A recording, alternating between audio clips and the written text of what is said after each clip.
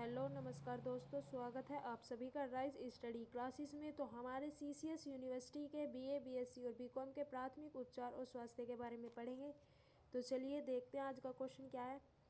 एक bacterial pneumonia से ग्रस्त रोगी को एंटीबायोटिक का कोर्स शुरू करने से पहले कौन सा परीक्षण करवाने का सुझाव दिया जाता है? तो स्पुटम का संवर्धन। अगला क्वेश्चन है, किस प्रकार के कैंसर का पूर्वानुमान सबसे खराब है? तो अग्नाशय का कैंसर। अगला क्वेश्चन है, एक रोगी को लगाई जाने वाली ईसीटी की समय सीमा होती है? तो 0.1 से 1 सेकंड। अगला क्वेश्चन है, आहार नली में अंगों द्वारा स्रावित कौन सा रस वसा के पाचन में महत्वपूर्ण भूमिका निभाता है? तो पित्त रस और अग्नाशयी रस। अगला क्वेश्चन है, पित्त रस किस में बनता है? यकृत में। अगला क्वेश्चन है, मनुष्य के मुख गुहा में निम्नलिखित में से किसका पाचन शुरू होता है? कार्बोहाइड्रेट का। अगला क्वेश्चन है, लार डैश के पाचन में मदद करती है? स्टार्च के। अगला क्वेश्चन है, पेट द्वारा स्रावित बलगम की भूमिका क्या है? तो पेट की परत की रक्षा के लिए। अगला क्वेश्चन है, मानव शरीर में पाचन तंत्र का सबसे लंबा अंग कौन सा है? छोटी आंत। अगला क्वेश्चन है, पाचन के बाद प्रोटीन डैश में बदल जाता है? तो एमिनो एसिड में। अगला क्वेश्चन है, हमारे दैनिक भोजन में आहार फाइबर की बहुत आवश्यकता किस लिए होती है? तो हमारे शरीर को अपचयनीय भोजन से छुटकारा पाने में मदद करने के लिए। अगला क्वेश्चन है, मानव शरीर में प्रोटीन का पाचन निम्नलिखित में से किस अंग में शुरू होता है? पेट में। अगला क्वेश्चन है, लार में युक्त पाचन एंजाइम लार युक्त एमाइलेज से किसका पाचन शुरू होता है? तो कार्बोहाइड्रेट का। अगला क्वेश्चन है, निम्नलिखित में से कौन सी कोशिका मानव आमाशय ग्रंथियों में मौजूद होती है? तो श्लेष्मा, गले की कोशिकाएं, पाचक या मुख्य कोशिकाएं और पार्श्विक या अम्लाजन कोशिकाएं। अगला क्वेश्चन है, निम्नलिखित में से कौन सी ग्रंथि इंसुलिन का उत्पादन करती है? शरीर में शर्करा के चयापचय के लिए मुख्य हार्मोन्स है? तो अग्नाशय। अगला क्वेश्चन है, कार्बोहाइड्रेट का पाचन डैश में प्रारंभ होता है? तो मुख गुहा। अगला क्वेश्चन है, नीचे दिए गए कथनों में से कौन सा सही है? तो जो कथन सही है सी, बड़ी आंत छोटी आंत की तुलना में चौड़ी और छोटी होती है। अगला क्वेश्चन है, पाचन तंत्र में मुंह से गुर्दा तक पीएच कैसे परिवर्तित होता है? तो अम्लीय क्षारीय। अगला क्वेश्चन है, पाचन तंत्र में कौन सा हिस्सा अनपचय खाद्य पदार्थों में से जल और कुछ लवणों अवशोषण में सहायता करता है? तो बड़ी आंत। अगला क्वेश्चन है, अपचित भोजन का जल मुख्य रूप से किसमें अवशोषित होता है? बड़ी आंत में। अगला क्वेश्चन है, आमाशय की दीवार में उस परत का नाम बताइए जिसमें तंत्रिका और रक्त वाहिकाएं होती हैं? तो उपश्लेष्मा। अगला क्वेश्चन है, वसा का पूर्णतः पाचन कहाँ होता है? छोटी आंत में। अगला क्वेश्चन है, भोजन को शरीर में ले जाने की प्रक्रिया को क्या कहा जाता है? तो अंतर्ग्रहण। अगला क्वेश्चन है, फर्स्ट डिग्री बर्न प्रथम श्रेणी दाह का इलाज करने के लिए आपको यह करना चाहिए? तो ऑप्शन सी, ठंडा बहता पानी तब तक लगाए जब तक कि दर्द कम या बंद ना हो जाए। अगला क्वेश्चन है, डैश एक चोट है जो गर्मी रासायनिक कारकों या विकिरण के परिणाम स्वरूप होती है? तो इसका सही जवाब है जलन। अगला क्वेश्चन है, रासायनिक जलन डैश के कारण होती है? अम्ल। अगला क्वेश्चन है, फर्स्ट डिग्री बर्न या प्रथम श्रेणी दाह का इलाज करने के लिए आपको यह करना चाहिए? तो ठंडा बहता पानी तब तक लगाए जब तक कि दर्द कम या होना बंद न हो जाए। अगला क्वेश्चन है, निम्नलिखित में से कौन से ग्राही गंध का पता लगाने के लिए जिम्मेदार हैं? तो ग्रहण। अगला क्वेश्चन है, मानव शरीर में पाई जाने वाली स्टेपीज या स्टीरप नामक सबसे छोटी हड्डी कहाँ स्थित होती है? तो मध्यकान में। अगला क्वेश्चन है, मानव शरीर का कौन सा अंग संतुलन बनाने में मदद करता है? कान। अगला क्वेश्चन है, कशेरुकी आँख का वह क्षेत्र जहाँ ऑप्टिक तंत्रिका रेटिना से बाहर निकलती है कहलाती है? तो ब्लाइंड स्पॉट। अगला क्वेश्चन है, पुतली का आकार डैश के द्वारा नियंत्रित किया जाता है? तो परितारिका। अगला क्वेश्चन है हथौड़ा, निहाई या रकाब। हैमर एंड व्हील, स्ट्रप सभी मानव के डैश के भाग हैं तो कान के। अगला क्वेश्चन है मानव शरीर में सबसे बड़ी ग्रंथि डैश है, तो इसका सही जवाब है यकृत। अगला क्वेश्चन है मानव आँख में किस वस्तु का प्रतिबिंब कहाँ बनता है, रेटिना पर। अगला क्वेश्चन है निम्नलिखित में से कौन सा आँख में प्रवेश करने वाली रोशनी की मात्रा नियंत्रित करता है, तो आइरिस। अगला क्वेश्चन है प्रतिव्रत क्रिया किसके द्वारा नियंत्रित होती है, तो केंद्रीय स्नायु तंत्र। अगला क्वेश्चन है मानव आँखों के लिए अदृश्य वस्तुएं अक्सर डैश के तहत देखी जा सकती हैं, तो पराबैंगनी प्रकाश। अगला क्वेश्चन है निम्नलिखित में से कौन अनुरूप अंगों का एक उदाहरण है, कीड़े और पक्षी के पंख। अगला क्वेश्चन है निम्नलिखित में से किसके साथ घ्रापा शब्द जुड़ा है, तो सूंघना। नेक्स्ट क्वेश्चन है अगर आदमी की याददाश्त कमजोर हो जाए तो निम्नलिखित में से कौन सा हिस्सा घायल हो गया है, सेरिब्रम। नेक्स्ट क्वेश्चन है परितारिका में डैश जो वर्णक बनाती है और मेलानोसाइटिस कहा जाता है, कोशिकाएं। अगला क्वेश्चन है कड़वाहट के लिए मानव जीभ का संवेदनशील क्षेत्र है, तो पीछे का भाग। अगला क्वेश्चन है ह्यूमरस डैश का हिस्सा है, तो बाहां का। अगला क्वेश्चन है मानव नेत्र में प्रतिबिंब डैश पर बनता है, तो दृष्टि पटल पर।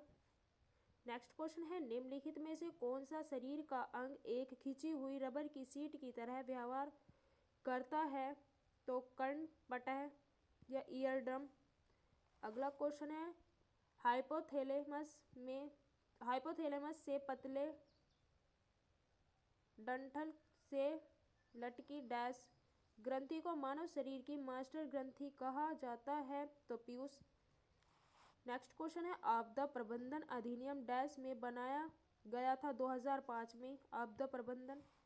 अगला क्वेश्चन है मौसम विभाग ने एक विशेष दिन पर तेज आंधी और बिजली गिरने की भविष्यवाणी की गई और राधा छतरी लेकर बाहर जाना चाहती थी, लेकिन उसे सलाह दी गई कि वह इसे नहीं ले जाना चाहिए क्योंकि बादलों से बिजली छाता के धातु भागों पर गिर सकता है। निम्नलिखित को मिलान कीजिए।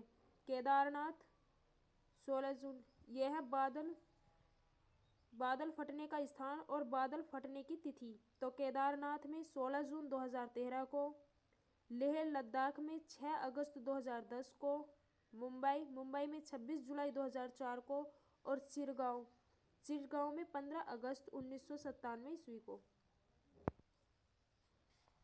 अगला क्वेश्चन है आपदा प्रबंधन अधिनियम डैश में बनाया गया था, 2005 में। नेक्स्ट क्वेश्चन है पिछले 5 वर्षों के दौरान भारत निम्नलिखित में से कौन से उष्णकटिबंधीय चक्रवातों द्वारा प्रभावित हुआ है, तो गाजा, हुदहुद और ओखी। अगला क्वेश्चन है निम्नलिखित में से कौन सा एक असुरक्षित समूह नहीं है, तो धनी जमींदार। अगला क्वेश्चन है मौसम विभाग ने एक विशेष दिन पर तेज आंधी और बिजली गिरने की भविष्यवाणी की गई और राधा छतरी लेकर बाहर गई। ये रिपीटेड क्वेश्चन है, तो इसका सही जवाब है बादलों से बिजली छाता के धातु भागों पर गिर सकता है। अगला क्वेश्चन है आपदा संबंधित तैयारियों के चरण में गैर सरकारी संगठनों की क्या भूमिका है, तो उपयुक्त सभी। जन जागरूकता और शिक्षा, प्रवणता और जोखिम मूल्यांकन, प्रशिक्षण और अभ्यास।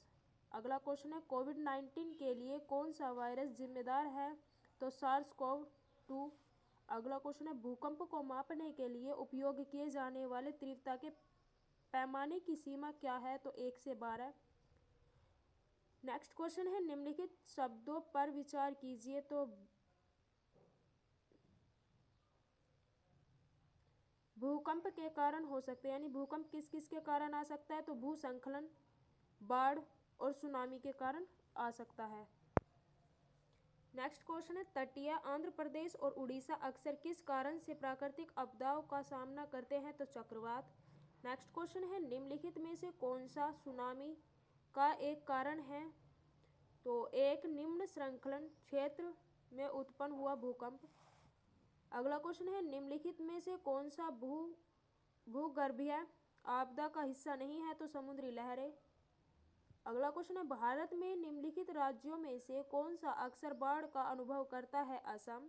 नेक्स्ट क्वेश्चन है ज्वालामुखियों से निकलने वाली सबसे प्रचुर गैस कौन सी है? तो जल वाष्प। नेक्स्ट क्वेश्चन है क्या एक प्राकृतिक आपदा नहीं है? तो शॉर्ट सर्किट से आग लगना एक प्राकृतिक आपदा नहीं है। नेक्स्ट क्वेश्चन है न्यूजीलैंड में कौन से रंग सुनामी चेतावनी संकेतों के लिए इस्तेमाल किए जाते हैं? तो सफ़ेद और हरा। नेक्स्ट क्वेश्चन है राष्ट्रीय आपदा प्रबंधन प्राधिकरण की डैश अध्यक्षता द्वारा किया जाता है? प्रधानमंत्री। अगला क्वेश्चन है रिएक्टर पैमाने का विनाशकारी भूकंप की तीव्रता कितनी होती है? तो 7 से अधिक। अगला क्वेश्चन है निम्नलिखित में से कौन एक स्थलीय प्राकृतिक आपदा का उदाहरण है? तो भूस्खलन प्राकृतिक आपदा का उदाहरण है। अगला क्वेश्चन है नीचे दिए गए आपदा न्यूनीकरण उपायों से उस उपाय की पहचान कीजिए जो गैर संरचनात्मक के रूप में जाना जा सकता है। तो बी भूमि उपयोग जोनिंग और बीमा कार्यक्रम। नेक्स्ट क्वेश्चन है राष्ट्रीय आपदा प्रबंधन प्राधिकरण डैश मंत्रालय के तहत कार्य करता है? तो गृह मंत्रालय के तहत। अगला क्वेश्चन है एक ढलान से चट्टान मलबे या पृथ्वी के सरकने को निम्नलिखित में से किस रूप में जाना जाता है? तो भूस्खलन। नेक्स्ट क्वेश्चन है रिएक्टर पैमाने का उपयोग डैश मापने के लिए किया जाता है? तो भूकंपी कंपन। अगला क्वेश्चन है किस राज्य में भूस्खलन प्रमुख समस्या है? तो उत्तराखंड में। एलिसा का पूरा नाम क्या है? तो एंजाइम लिक्विड इम्यूनो सर्बोट एसे। अगला क्वेश्चन है निम्नलिखित में से कौन सा मानव रोग जीवाणु के कारण होता है? तो टाइफाइड। अगला क्वेश्चन है सिस्मोग्राफ का उपयोग डैश को मापने के लिए किया जाता है? तो भूकंप को मापने के लिए सिस्मोग्राफ का प्रयोग किया जाता है। अगला क्वेश्चन है निम्नलिखित में से कौन सा एक यौन संचारित रोग नहीं है? तो टाइफस। अगला क्वेश्चन है टाइफाइड और यक्ष्मा किस प्रकार के रोग हैं? जीवाणुजनित। अगला क्वेश्चन है वयस्कों और हेपेटाइटिस बी टीकाकरण कार्यक्रम डैश में होता है? तो 0 से 1 और 6 महीने। अगला क्वेश्चन 2020 तक सभी बच्चों को टीकाकरण किससे संबंधित है? तो मिशन इंद्रधनुष से। नेक्स्ट क्वेश्चन है अगला क्वेश्चन है आपदा प्रबंधन चक्र के किस भाग में असुरक्षितता विश्लेषण आता है?